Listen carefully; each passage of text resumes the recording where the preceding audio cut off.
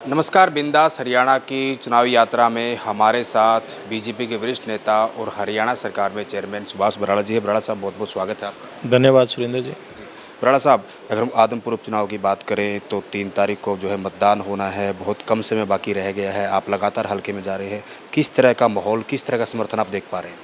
देखिए, एक बात की तो मैं आदमपुर क्षेत्र की जनता की प्रशंसा करना चाहूँगा कि वो वास्तव में एक जो स्वस्थ लोकतांत्रिक प्रक्रिया होती है चुनाव की, उसको साथ लेकर के चल रहे हैं। बहुत सौहार्दपूर्ण वातावरण में ये चुनाव हो रहा है। चुनाव होने से पहले और जब उम्मीदवार आ रहे थे सब दलों के, और ख़ास करके कांग्रेस का उम्मीदवार आने के बाद लोग कह रहे थे कि बहुत ज़्यादा गर्मा गर्मी इस चुनाव में होने वाली है। तो मैं ये प्रशंसा करना चाहूँगा दोबारा से आदमपुर क्षेत्र की जनता की। उन्होंने वास्तव में एक जो ठीक प्रकार से एक समूथ चुनाव कैसे हो सकता है किसी क्षेत्र में, अब तक उस बात का परिचय दिया है। बहुत अच्छे प्रकार से लोग जो भी उम्मीदवार या उसके समर्थक वोट मांगने के लिए जाते हैं, उनके साथ व्यवहार करते हैं, बातचीत करते हैं। एक बड़ी अच्छी बात आदमपुर विधानसभा क्षेत्र की जनता की लगी है। बराड़ा साहब, आप कहीं न कहीं आदमपुर की जनता के बारे में कह रहे हैं, लेकिन वहीं अगर हम बात करें कांग्रेस के उम्मीदवार की, जयप्रकाश सारण और जेपी उनके उम्मीदवार हैं, उनका कहना है कि इस चुनाव के बाद जो है वो कुलदीप बिश्नोई का परिवार विदेश में सेटल हो जाएगा, ये सिर्फ चुनावी सीजन में यहाँ है। इस दावे को आप कैसे देखते हैं? देखिए, ये शायद जयप्रकाश जी इस बात को अच्छी प्रकार से जानते हैं कि अब कुलदीप बिश्नोई कांग्रेस के नेता नहीं हैं, वो भारतीय जनता पार्टी के नेता कार्यकर्ता हैं। चाहे कुलदीप बिश्नोई की बात करें या भव्य बिश्नोई की बात करें। और इस चुनाव में मैं एक बात और कहना चाहूँगा, उनको कुलदीप बिश्नोई की बात नहीं करके भारतीय जनता पार्टी और भव्य बिश्नोई की बात करनी चाहिए।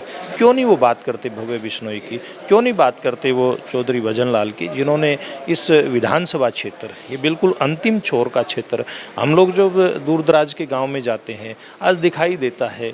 आज पुराने समय की जो सड़कें बनी हुई दिखाई देती हैं, नहरें पुराने समय की जो बनी हुई दिखाई देती हैं, जिन नहरों में हुड्डा साहब के राज में पानी सूख चुका था, आज वहाँ दोबारा से पानी दिखाई देता है। तो मैं ये कहता हूँ कि जब भव्य बिश्नोई लड़ रहे हैं, तो उस बात को भव्य बिश्नोई और भारतीय जनता पार्टी ने जो काम किया है उसके आधार पे जयप्रकाश को चुनावी लड़ाई लड़नी चाहिए। चाहे दीपेंद्र हुड्डा की बात करें, भूपेंद्र सिंह हुड्डा की बात करें, सब लोग मतलब इस विषय से बचना चाहते हैं, विकास के मुद्दे से बचना चाहते हैं, उम्मीदवार की अगर तुलना करें उससे बचना चाहते हैं। ये ठीक नहीं है। बराड़ा साहब, आपने जिक्र किया कि कुलदीप बिश्नोई अब कांग्रेस के नेता नहीं रहे, वो बीजेपी में आ चुके हैं। इस पर भी जो उन्होंने कटाक्ष किया जयप्रकाश ने, उनका कहना है कि जो बीजेपी जब सरकार आई, नरेंद्र मोदी पहली बार प्रधानमंत्री बने, तो इस तरह के जनता को सपने दिखाए गए कि हम विदेशों से काला धन लेकर आएंगे या इस तरह की चीज़ों पर लगाम लगाएंगे।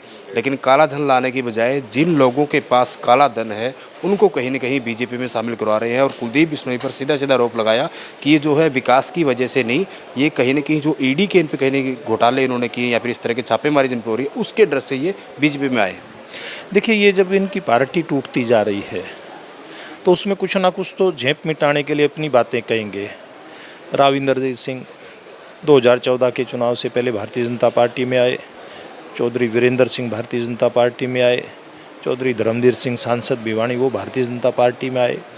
इनकी गलत नीतियों के कारण से और कांग्रेस पार्टी ने हरियाणा नहीं पूरे देश के अंदर जिस प्रकार से काम किया है, जिस प्रकार से उन्होंने पार्टी के नाते काम किया या सरकार के नाते काम किया, उसके चलते देश की जनता कांग्रेस पार्टी से दुखी थी, खफा थी। हरियाणा समेत पूरे देश के अंदर कितने बड़े बड़े घोटाले होते थे, घपले होते थे, कभी 2G घोटाला, कभी कोयला घोटाला, कभी बोफोर्स घोटाला, पुराने टाइम की बात करें तो कभी जीप घोटाला। इतने घोटाले इनके राज के समय में हुए, उनसे दुखी होकर के जो ठीक ठाक लोग थे वो कांग्रेस पार्टी छोड़ते जा रहे हैं।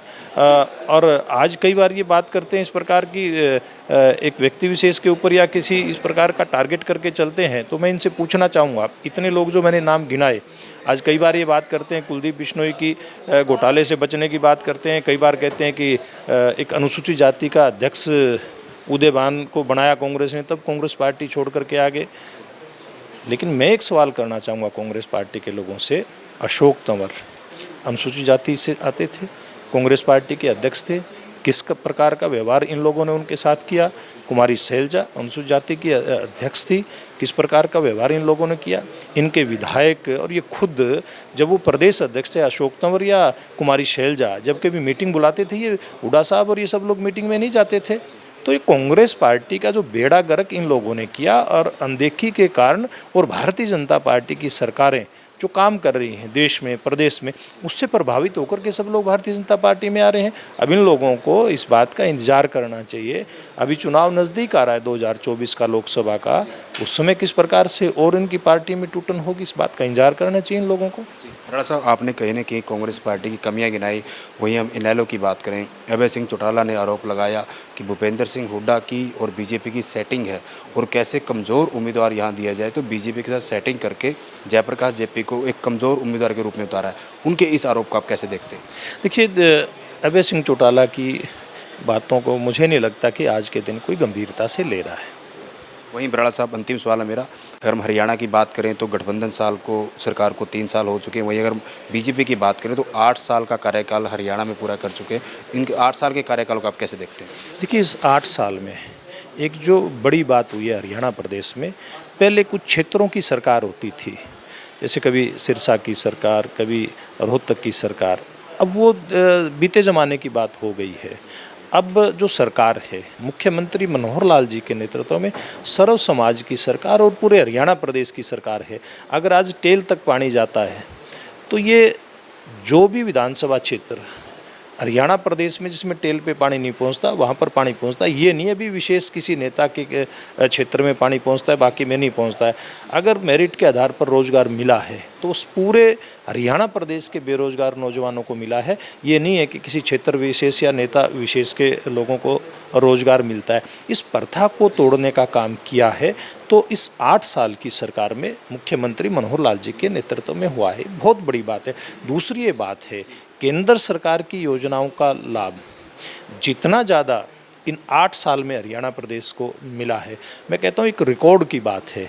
हरियाणा के अंदर किसान की अगर फसल खराब हुई, चाहे फसल बीमा योजना के माध्यम से या फिर सरकार की जो खुद की हरियाणा सरकार की मुआवजा देने की नीति है, उसके चलते सबसे ज़्यादा मुआवजा हरियाणा सरकार ने इन 8 सालों में किसान को देने का काम किया है। एक पारदर्शी शासन इन 8 साल में हरियाणा प्रदेश को मुख्यमंत्री मनोहर लाल जी के नेतृत्व में देने का काम किया है। एक जो आम जन का विश्वास था, पहले जो शरारती तत्व थे, गुंडा तत्व थे, उनको राजनीतिक संरक्षण हासिल होता था। इस सरकार में क्या है कि जो भी इस प्रकार का तत्व होता है उसका उचित स्थान सलाखों के पीछे है, ये सुनिश्चित किया गया है। ऐसा एक बहुत साफ सुथरा और स्वच्छ वातावरण हरियाणा प्रदेश में भारतीय जनता पार्टी की इन 8 सालों के अंदर हुआ है। और ऐसी बहुत सारी योजनाएं हैं जिनकी हम चर्चा करें कि 8 साल में हरियाणा सरकार में मुख्यमंत्री मनोहर लाल जी के नेतृत्व में काम हुआ है। शुक्रिया बराड़ साहब। धन्यवाद। तो ये थे बीजेपी के वरिष्ठ नेता सुभाष बराड़, जिन्होंने कहा कि आदमपुर उपचुनाव के साथ साथ अगर हम हरियाणा में सरकार के 8 सालों की बात करें, जो 8 सालों का कार्यकाल हरियाणा सरकार का रहा है, उसको लेकर भी बराड़ साहब ने बातचीत की। कहीं ना कहीं ये भी कहा है कि जो पहले अगर हम पूर्व में जो सरकारें रही हैं वो कहीं ना कहीं विशेष या क्षेत्र की सरकारें रही हैं, वैसी सरकार ना चलाकर सर्व समाज की सरकार जो है वो हरियाणा में इस समय चल रही है और सबका साथ सबका विकास के नारे के साथ जो है वो हरियाणा सरकार इस समय हरियाणा में काम कर रही है। वीडियो जर्नलिस्ट चरण सिंह के साथ सुरेंद्र नैन, बिंदास हरियाणा।